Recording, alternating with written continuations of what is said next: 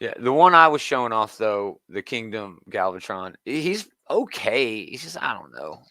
Maybe I'm just not a Galvatron fan. It's the pre-show, everybody, where we talk about what we're going to do on the show. We thought it was just going to be me and Adam, but Taylor at the last minute swoops in and saves everything to make it at least interesting, compelling. Glad I could help. Thank you. Again, we're talking about all the new comics that are coming out this week, but man, Marvel doing it again. Yeah. The second Krakoan age is what they're calling it. Destiny of X. We're going to talk about this in depth on Sunday. First one started with 6 books. This one gets to start with 9. Yeah, 9 Gracious me. books. 9 so books. Who do you think rocks the beard better, Colossus or Nightcrawler? Colossus. Colossus. I don't need. There's no comparison. There's no comparison. I don't care who else has a beard. It's him. He is so amazing. Well, Nightcrawler shouldn't have a beard. He should have a like a suave mustache. Yeah, like a swashbuckling. Yeah, like he should look like the Errol Flynn look. Yeah. Exactly. Yeah. But, I mean, if you look at most of these books, Marauders, X-Force, X-Men, Wolverine, New Mutants, that's nearly half of them. They're already out. You know, those are already on, and good books. Yeah, those are really more like the survivors of the previous line, right? The ones that are you like say that, but Hellions was fantastic. Well, true. I mean, there were some other ones that shined, but yeah, there were some turds too. But X-Men Red has never been good. Okay? No, I don't know. And all of the volumes of X-Men there is Red a color team just on okay. here. There's a what? I don't know why there's one of the color-coded teams on here. Like that seems like seems like a thing of yesterday. And yeah, the last time they had the color teams, it ended up not well. Yeah, like what era are they hearkening back to? The one that people forgot about? The whole impetus for doing this big revitalization of the franchise in the first place? Yeah. Who has nostalgia for the X-Men Red era? Right, the Cullen Bunn run? Are you kidding me? Nobody. Maybe they're bringing back Cullen Bunn. Maybe he's doing something. And I'm okay with that. I'm okay with all of these books in theory, you know, because we don't technically know what X-Men Red is going to be. But, I mean, Immortal X-Men has me super excited. I have no idea what they're going to do with that, but just that title sounds so cool. But anyway, that's all we got for today. Oh, an Image. The same outlet that is rumoring that Joe and Transformers is going to another publisher is now saying that it's going to be Image Comics. Which I'm not saying it. I don't think it's a good fit, like you guys were saying, but I'm not surprised by the news because if you're going to jump ship from IDW, it seems like you'd want to go to a larger publisher, right? That is true. Yeah, but Boom is I don't know. But I like Boom. Boom is handling Mighty Morphin fantastic. I just hate to my core the very idea of Image doing licensed comic. You know, they've had G.I. Joe before. They've had the G.I. Joe license before. They have. And it was just okay. But I agree with you. I don't know. I mean, they're going to have to do something else with the editorial. All right. You need a firm editorial hand if you're going to have multiple series in the same franchise. If you're going to have a franchise at all, you need to have editors, you know, who are dug in and know what they're doing. Just to have the team all on the same page, at least in some context. But I think Image could adopt that sort of thing. They could, but I just hate hate the idea of them doing that, though, because the whole point of Image was creator-owned comics. Exactly. And licensed comics are the antithesis of creator-owned comics. Yeah. No, I agree with you 100%. 100%. So yeah, there's nothing else. We'll talk about more of that in depth. I'm sure most of those X books will be, you know, hinted at throughout this week, and then hopefully by the end of the week we get some confirmation on some of these rumors, you know, one way or the other with Transformers and G.I. Joe. I mean, it's getting to be the, you know, middle of the month, in a month where there's holidays lined up at the end of the month. Usually the publishers do all of their end of the month news at least a week early, which would be this week. So we'll see what happens. Let's do the thing.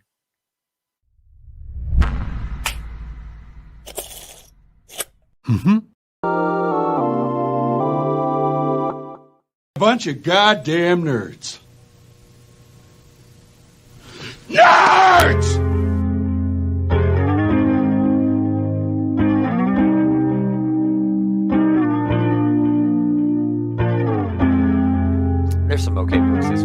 Nothing like last week's. Well, I mean, last week was like a fucking blitzkrieg. Is it going to be as expensive as last week? It can't be. There are some annuals.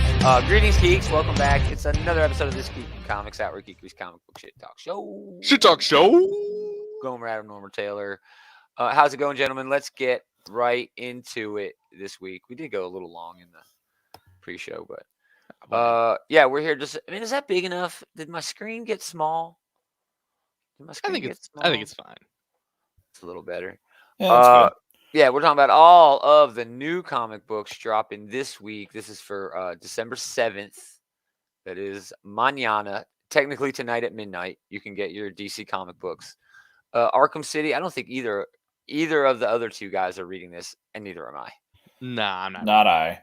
I don't even know what this is. I mean, nice Gary Frank cover here. Just you inherently have to be selective about which of the Bat books you're going to pick up. You know, there's like a billion of them. So, this is one that I don't know if it's good or not, but it's not on my radar. But as usual, there is a Batman book on the first page, but this is a little bit special. It's the first Joshua Williamson issue of the Williamson era begins. Jorge Molina. Gone. Tanyan's gone. He's done. He's through. He's still got Joker. Still got a few issues of Joker to get through. Mm-hmm. But then, I don't know what to expect. I don't know what's going on. Am I going to pick it up? I'm going to treat it just like I did Spider-Man a few weeks ago. It's going to have to blow me the fuck away. I do know that he is continuing the trend that Tynion started of creating new characters. So yeah, come on. The new villain is supposed to be a new character. Quit it, guys. Quit it. I mean, it can't be like Tynion was doing, right? Where we have like Clown Hunter and Ghost Maker and Miracle Molly, and it's just like Punchline. I forgot about freaking Punchline. Yeah, Gardner. I wouldn't have even thought of Gardner if you hadn't even said that. Right. Which is indicative of how it really was just like a throw stuff at the wall, see what sticks type of mentality. Master-wise. Yeah. I think they were trying to build buzz for it, That's where all the promotion is. New characters promotion, get people talking. Oh yeah. Batman 89. I'm not reading this. It's just this isn't on my radar. I mean, not my thing. if the 89 movie is your thing, I mean, everybody. I'm not bagging this up. Have been saying that it's been pretty good. There you go. Babs Star gets a sweet variant cover though. Very nice variant. Man, come on, Images. Could you? What am I on? Windows Explorer? What is happening? I don't know, man. Jeez, it looks good though. It's a nice little cartoonish sort of take. Yeah, I got the Michelle Pfeiffer Catwoman suit down pretty well there. Yeah. Urban Legends. Let's see, $25 for this. Now that's what we talked about. What? This is only. Yeah, it's $25. Okay, it's a volume. Okay. It's volume 1 of Urban Legends because that's what we talked about. It would be better if they just collected these where Rosenberg's story is in a book and Zdarsky's story is in a book. Mm-hmm. Instead, you got to spend $25. But they did both. They did our idea, and then they still made the billion other extra Bat books. Stupid. So dumb. By the Horns of Scout. So is Cherry Blackbird. Crushing Lobo. Penultimate issue of that. I haven't been reading this either. I haven't been on it either. Cool cover here. I really like this cover. But yeah, I'm not reading that. So yeah, it's kind of dumpy from DC so far. But the one pick there, I really like this first issue. Tom Taylor's Dark Knights of Steel. I mean, it's a Tom Taylor Elseworld story, so you're always in for entertainment. A B- at worst. Yeah, it's going to be really entertaining. Tom Taylor never writes anything that's not entertaining, but it looks like they're going to introduce Wonder Woman in this issue, which, unless the cover is lying, would be really cool. So yeah, we'll see what happens there. Wonder Woman in a medieval setting does seem to lend itself pretty well. Yeah, it's very easy. Yeah. DC Horror presents Soul Plumber. Dave really liked that. I'm sure he'll talk about that at some point. Green Lantern. Anybody? Green Lantern's been a fun book. I really like what they've been doing with Joe. Some of the stuff they're doing with John is a little. It's just okay, but it's been a fine book. Yeah, this is a solid, pretty good. Solid, pretty good. I mean, it's not knocking my socks off. Honestly, that's a lot of DC's lineup is just a lot of B tier books. That's true. They're not bad, but they're not going to knock your socks off. Yeah, I can count on one hand the books that are like, elite tier, really good books. Oh, for sure. Yeah. I'm moving on. Joker Puzzle Box, which has been okay. It's as good as the Zdarsky cover. Mad Magazine 23, which is really nothing but reprints anymore. Here we go. Oh, this is the one that I want. This looks pretty good. Russell and Lieber, 1-star Squadron. Yeah, dude. In the same vein as like the Justice League, one of the Justice Leagues that's stupid. This is like that. Dumb, stupid, filled with heart, heroism, and humor. Yeah, it seems like a good fit. Like you're giving Mark Russell, where like a team where like Red Tornado and Power Girl are like your top tier characters. This pretty much does give him a blank check to do whatever the hell he wants here. Yeah. He's not going to hurt any continuity in this book, but he's got an opportunity to do something interesting and fun. That Russell's great, dude. It could really lead to something. Plus, it's only a limited series, so it's not. Yeah, it's not that big of a risk to jump into. Ranger Strangers, a Scout comic. The whole Swamp Thing saga of Swamp Thing by Alan Moore box set, $120. If you don't have it, this is a great opportunity. Yeah. I mean, always with like these like classic compendiums, right? Like if you have never read it, you should. And $120 is a lot to ask for, but this is one of those cases where I don't know if that's like worth paying, but I can understand them thinking, yeah, we can set this price point for this. And that is actually a lot of comics for, and they're all hardcovers. Yeah. It's in that nice little box. It sucks that they got the new Black Label sticker on it, but who cares? There are cheaper ways to get this, but this is one of those like series where you might be, investing in like something you can put on your bookshelf, Oh yeah. Suicide Squad number 10. I'm not reading that. I don't think anybody else is, but we do get a annual for Superman Son of Kal-El. Taylor Steve Pugh doing the art there. $6. Little overpriced, but it's going to be a little bit bigger. Man, great it's cover. Nice after last week where like the $6 annuals were not the bank breakers, Yeah. $7 for this variant, which is just okay. It's not bad. I get it. But no, it's not bad. It's not worth $7. That does look like Lex Luthor sitting on the toilet, though. It does. It looks like he's taking a dump, and it's like, oh, did you bring my cell phone? Swamp Thing number 10. Final issue of Ram V's fantastic take. It's the final issue of this arc. He actually got greenlit for another arc of this, so it is coming. Another volume though. They're starting over with the numbering, and it's a different. Are they starting over with the numbering? I think it's a different artist too, man. Are they still calling it Swamp Thing, or are they like adding a subtitle to it? Yeah, maybe adding a subtitle. But I didn't. We are getting more Swamp Thing though. Yes, yeah, that's 100% known. We are getting more Swamp Thing. I'm looking forward to this one coming out in a trade. That's probably how I'm going to end up picking this up. Yeah, a really good time here with a character that there's been a lot of him, and there's a lot of good runs. You know what I mean? Yeah. Like, like Swamp Thing and Daredevil are like neck and neck for like best great story to character appearance ratio. Yeah. Well, they've always been that kind of book where they throw their new up and coming sort of untested talent out trying to prove something. And, they're trying to prove with Daredevil, something. Really? Yeah. Those are prestige characters, honestly. Yeah. Swamp Thing: The Becoming. This is it, huh? No. That's the first volume of it. Okay. Here's the first volume is actually on sale this week, $17 for Ram V and Mike Perkins. Swamp Thing. Last page is nothing except World of Krypton, which I'm intrigued by. Robert Venditti is either hit or miss for me. He's done some really good stuff. But Michael Avon Oeming is one of my favorites. I'm really excited to get my hands on this. But I hate the idea of this story. I don't give a shit. You know what I mean? I'm kind of with you. Well, I mean, you're starting off with like a big ask because we know how this ends. watch Titanic. They're showing fucking Krypton exploding on the damn cover of this first issue. We know where this is going. Exactly. Well, everyone, if you don't know that story, why are you reading comics? You know Krypton blows up. You know how that prequel is going to end.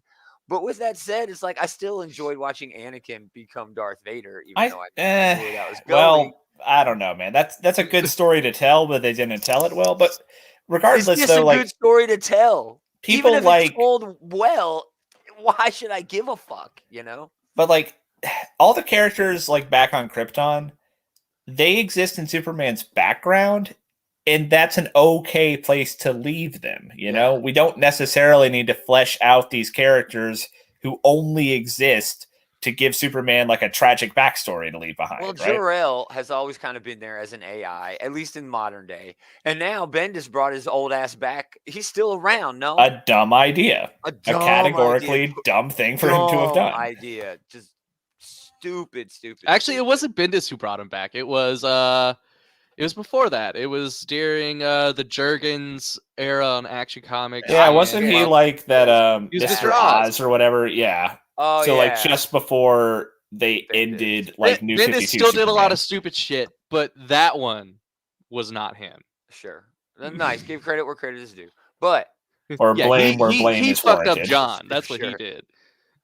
I have a major problem with this book.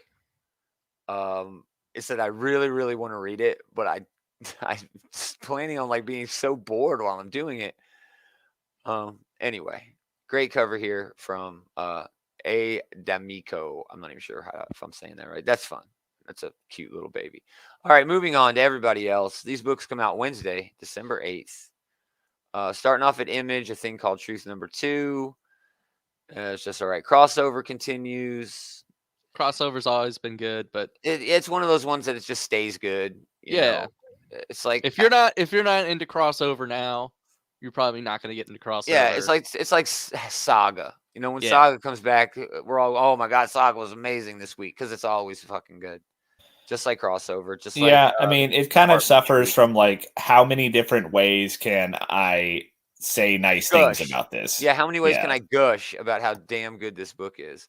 Frontiersman has been pretty fun. Like a progressive old fucking superhero who's like really pro-environment but curmudgeon-y, and I remember correctly. Yeah, it's pretty fun. Lady Mechanica finally arriving over here at Image Comics from somewhere. I don't know. Always had free comic book day stuff for Lady Mechanica. It's sort of like steampunk, you know, meets a bit of cheesecake. Made in Korea wraps up. That's been a fun book. Nita Hawes' Nightmare blog continues. Phantom X, Post Americana.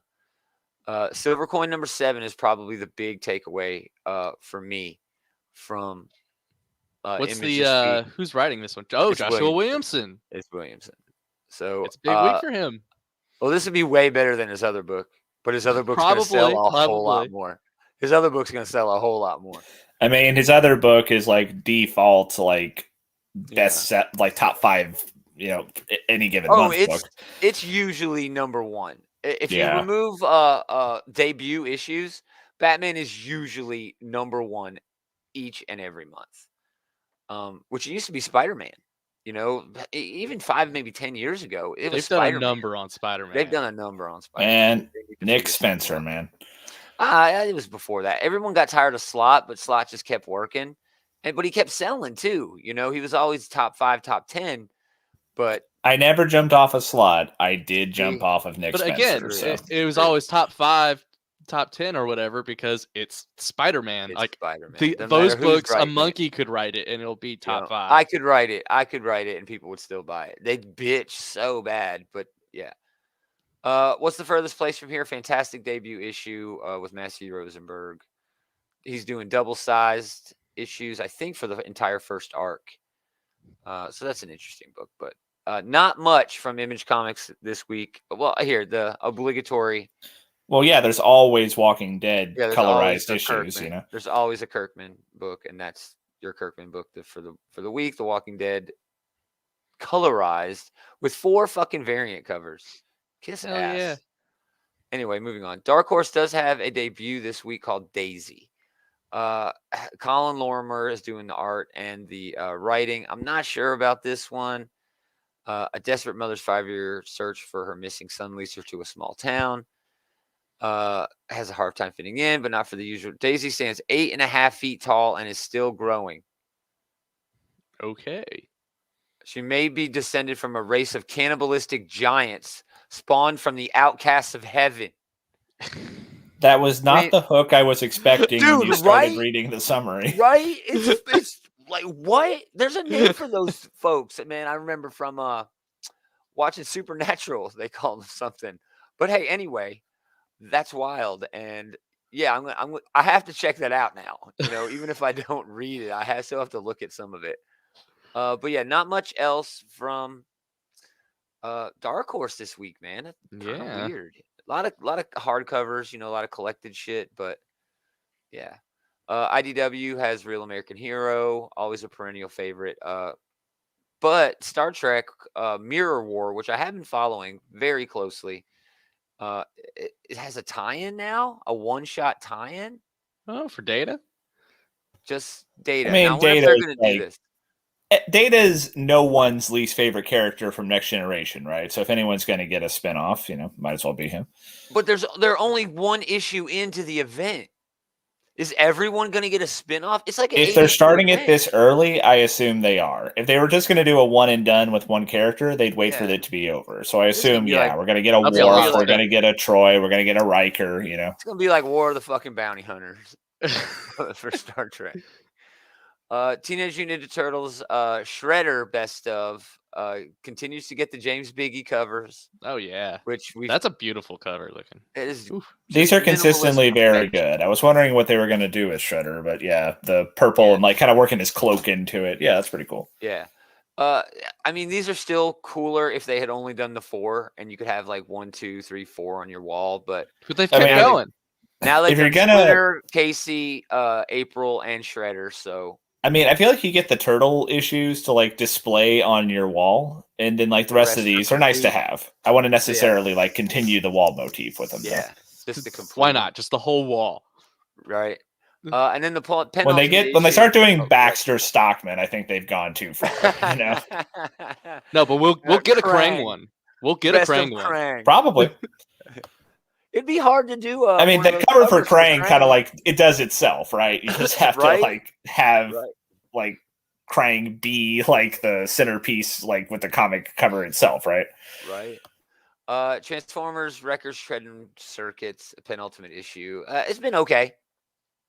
It's weird. It's a stupid, dumb premise, but it's okay.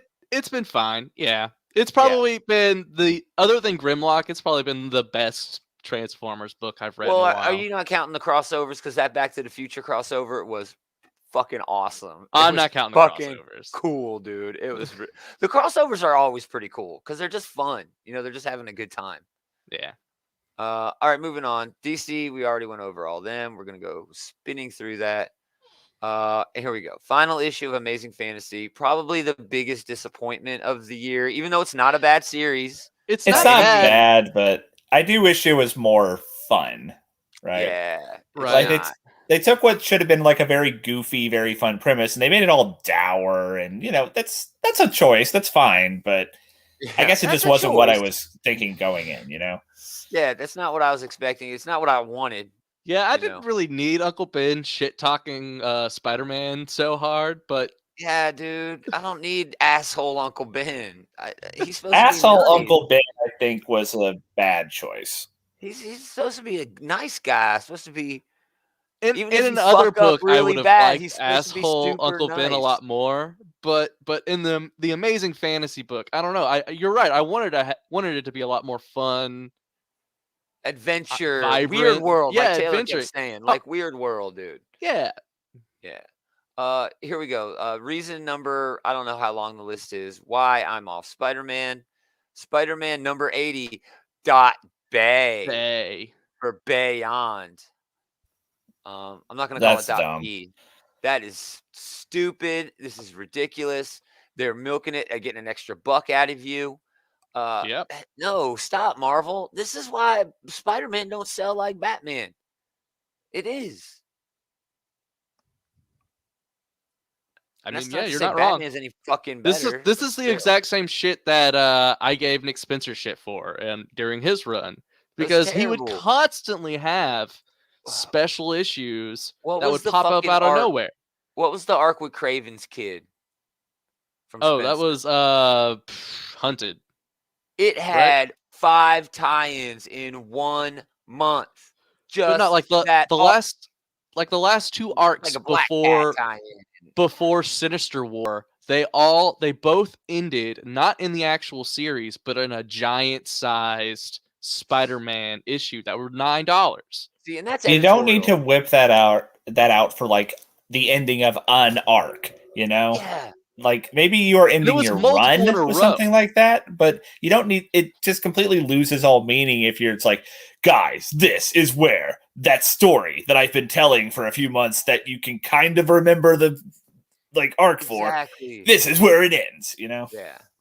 Well, if you look, they're at issue number 80. All right, they're 20 issues away. That gives them, the way they're coming out 3 times a month, that puts them at issue 100, what, September, October, somewhere around there next year? That's what they're pushing for. Okay, that's so 90. So they're going to get you twice because they screwed up the numbering when they made Nick Spencer the writer. So 99 is technically issue what are we at? Like 800, 900? Legacy numbering. Yeah, legacy numbering. And of course they're going to get you twice. And then issue 100 is right after that, which is like 901 or 801 or whatever number we're at. Add that to the list. Why I don't read Spider-Man. Here is a dope book dropping from over here at Marvel Comics. One that I am kind of excited to check out. Derek Landy, Angel Unzueta, Captain America, Iron Man teaming up. I mean, that is pretty cool, cover. man. Oh man, it's Alex Ross, so of course it is. Always. But, yeah, it's always going to be be good. But I'll check this out. This should be fun. Yeah, I'm definitely checking this out. A lot of cool covers for this one. Yeah, they got like a half blank cover. But yeah, that's going to be a good book. Death of Doctor Strange, Blade. I think everybody is off of that. I don't think anybody. I don't even know anybody who's reading. Yeah, I never got off of it because I never got on it in the first place. Yeah. Baldione gets a cover there, which they don't have. Thanks. Demon Days X-Men is getting a creator's cut, which is pretty fun. Peach Momoko's got 1 book left, I think, in this whole Demon Days saga. And it's been interesting. I've been enjoying her Demon Days, especially for the art, but I don't know if I need the creator's cut, you know? No, I definitely don't need the creator's cut. If you didn't pick this up before, this might be for you to pick up, but... Sure. And if you do want more looks at dope Peach Momoko art, this is where you're going to get it. You know, maybe without pencils or maybe without inks or what, you know what I mean? Maybe without colors and shit. It might be a little different. Not different, but I would kind of like to see the process of exactly. Yeah, that's what I mean. Yeah, that's what I mean. You see the whole process. See her do like storyboarding and stuff, maybe. Well, yeah, who knows? That'd be cool. That is. I mean, if you're into her as an artist like that. Big event starting over at Marvel. This is the big one. The winner. It's a $6 Devil's Reign #1. Zdarsky and it's Chichetto, right? Yeah, Marco Chichetto. Wilson Fisk. You've been hyping Daredevil up for the longest time. It's awesome, dude. I'm definitely gonna hop on this. Yeah, Daredevil's been awesome. Chip Zdarsky's been killing it. This is basically so it's Wilson like the Manhattan-based heroes v. Mayor Wilson Fisk, right? Yeah, he outlaws heroes. He basically does a superhuman sort of registration act, but more than that, he just bans them. No more heroes in New York. You're done. You're out. And it's going to be an all-out war between Fisk's army and a whole bunch of heroes. Got a lot of covers. Bagley's got a variant. You're not going to have them all. You guys suck. Oh, man. Maybe the best Scotty Young variant I've seen in a long time. No jokes, just lots of fun. Scotty Young does so many variants that you kind of lose, like, they kind of get lost in the shuffle after a while. But this one is a really good one. That is fucking cool. I really like that. Let's see who else is getting one. I love the red on red background there. Yeah. Momoko is getting a variant, although we can't see it. Well, yeah. And there's a red blank variant. Ooh, that's cool. Where's that Nauk variant? Oh no head Fuck variants. you. No head variants. Life Whose story. head do you use? Daredevil's, I guess. I mean, whatever. Could use Electra. Yeah, use Electra. Her hair would cover up the lack of neck. No, he would cut it off right there. Yeah, right there, and the hair would just yeah. Mark Russell, probably the worst thing he's done in a while. I have not been enjoying this at all. It's just been okay. I need to catch up. I think I read issue 1 and then like half of issue 2 and then like half of issue 3. Like I couldn't even make it through. Maybe it'll read better. I do like that cover, I will say. Oh yeah, the cover is great, man. Daniel Acuna, he doesn't do enough interiors anymore. And I think there's a Simone Bianchi cover for that one too, which is I'm a sucker for that guy. Oh, a sucker.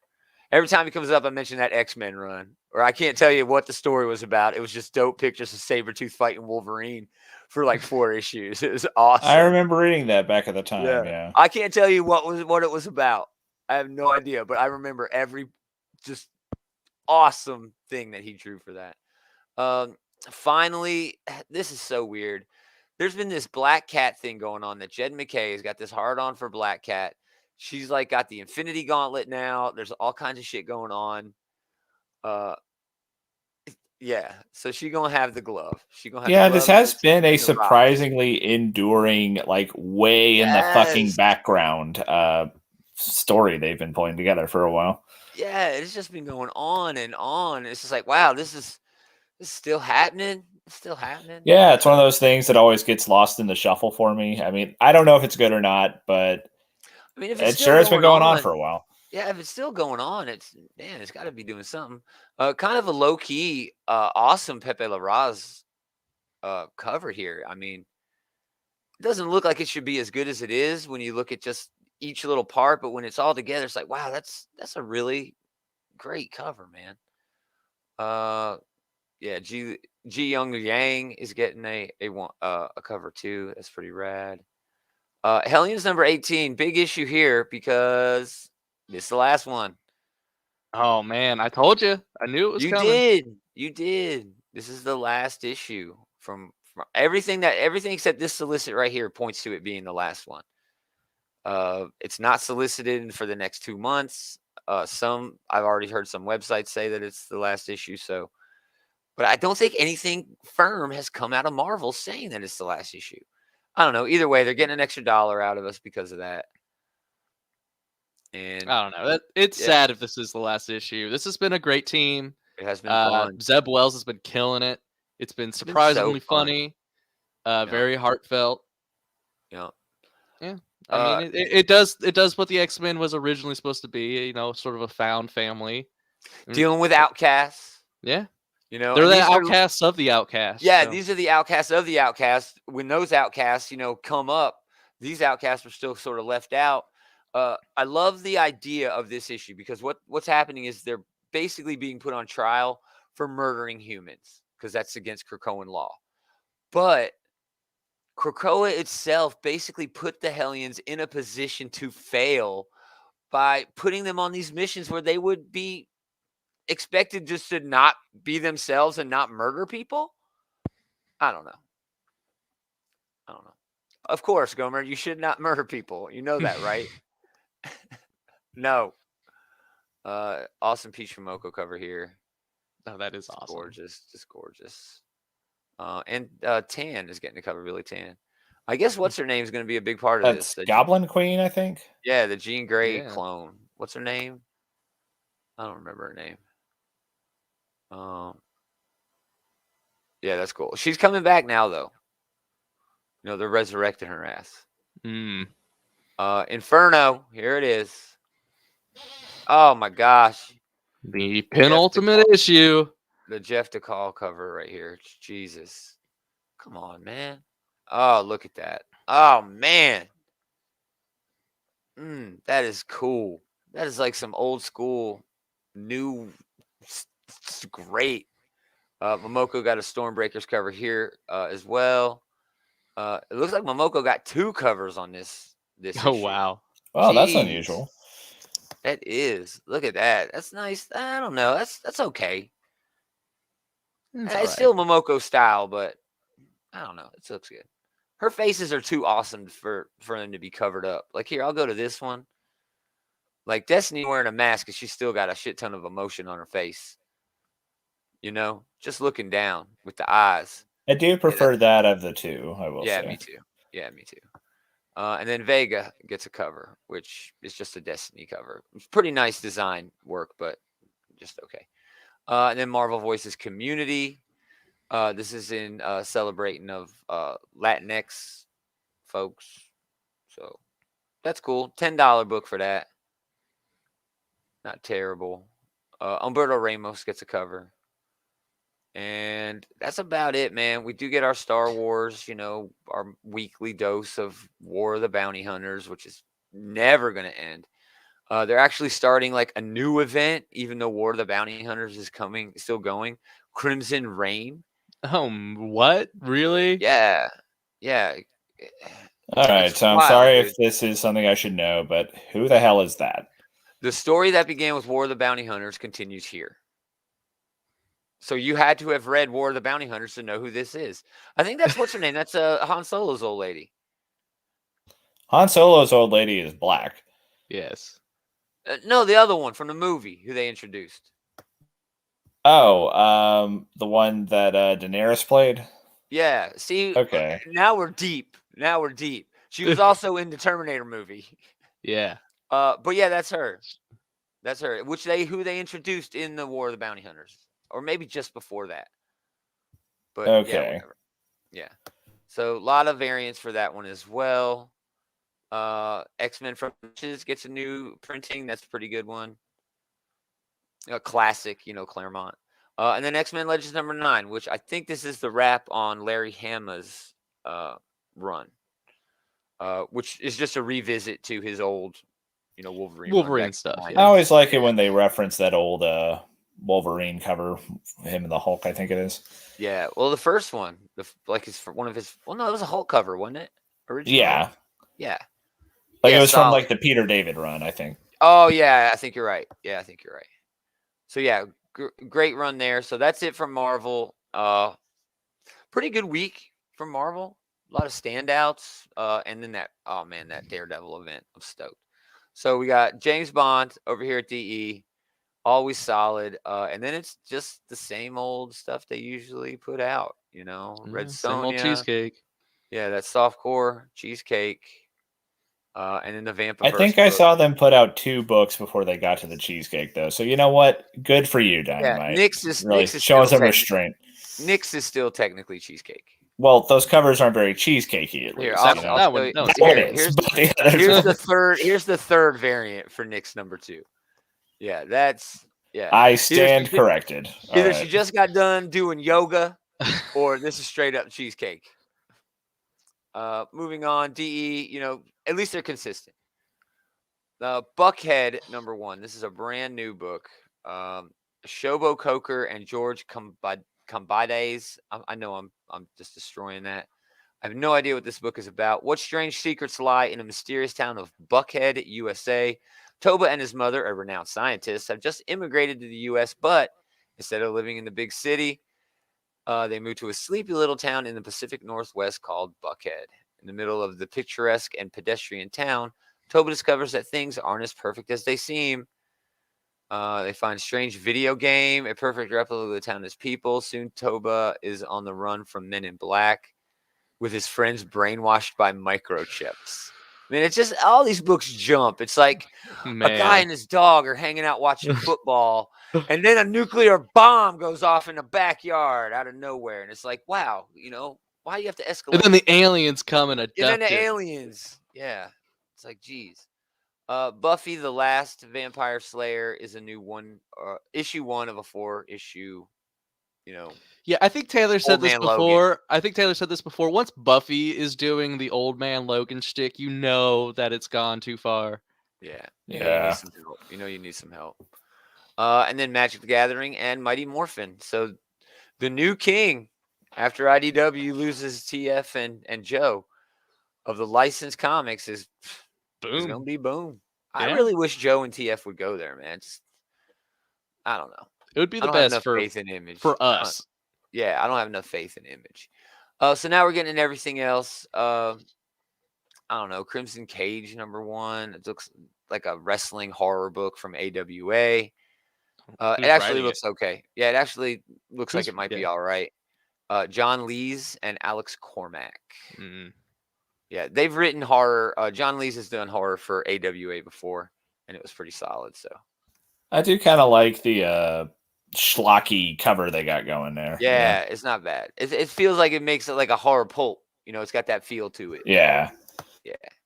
Devil Tree #1. I don't know what that is either. Encoded #2.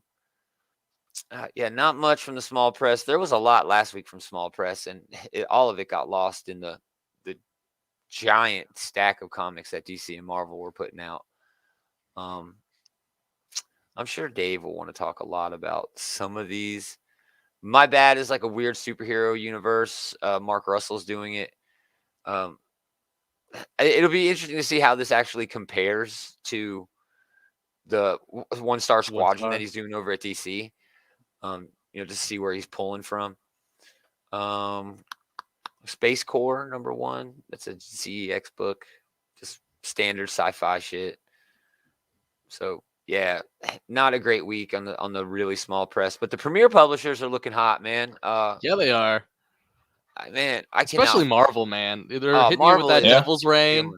Devil's Reign, Inferno. Yeah. The Captain America Iron Man debut is going to be I'll hot. pick that up. Yeah, I'm picking that up.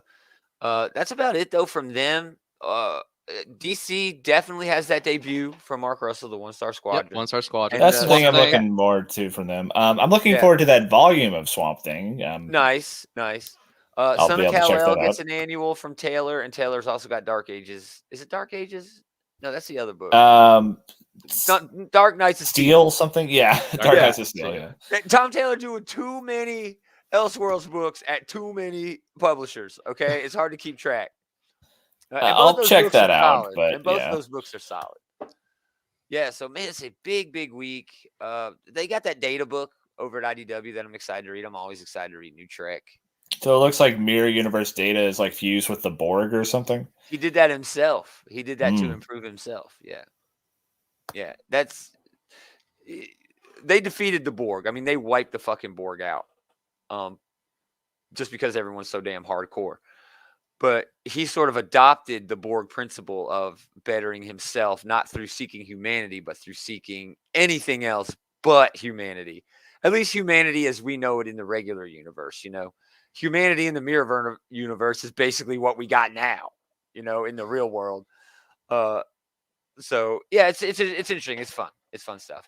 But Mirror World Barkley is the fucking shit, man. He's so cool. He's such an asshole. I love him so much for the opposite reasons that I love regular universe Barkley. But yeah, man, should be a good week. We'll talk about all those books coming up on our Sunday night show. So definitely tune in for that. Check out the Comic Book Bullies. They got a new episode that was up last night. I haven't checked it out yet, but I'm sure it's wonderful.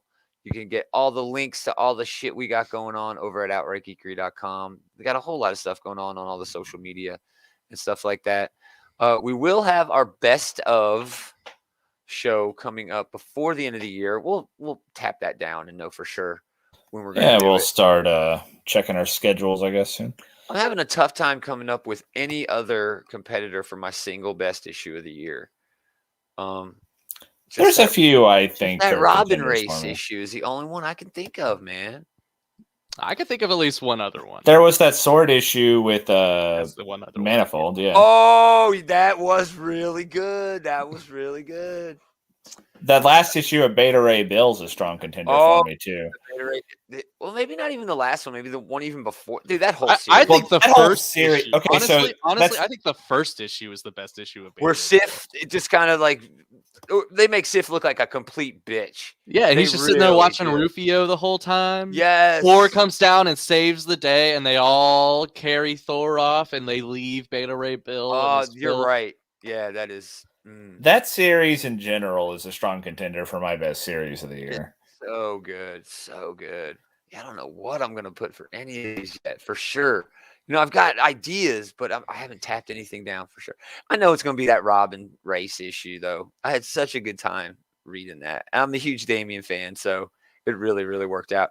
Anyway, yeah, we're going to talk about all that later. Thanks for hanging out, everybody. But most of all, thanks to these. Well, I guess there's only 2 of y'all. Either way, here. Thanks to all of these assholes. So okay. 3 was too many. So let's just do like the fucking pantheon here. Yeah. I love Deadpool here holding the help me sign. It's so cool because he ain't a mutant. He ain't that. And then here in the upper right, that's Somnus. He's a brand new mutant who can like control people's dreams and shit. Yeah. Anyway, we're gonna do it again next time. Same geek time, same geek channel. Getting a head bob there. Yeah, he did. He had put some swag into it. Like, what? Fucking attitude.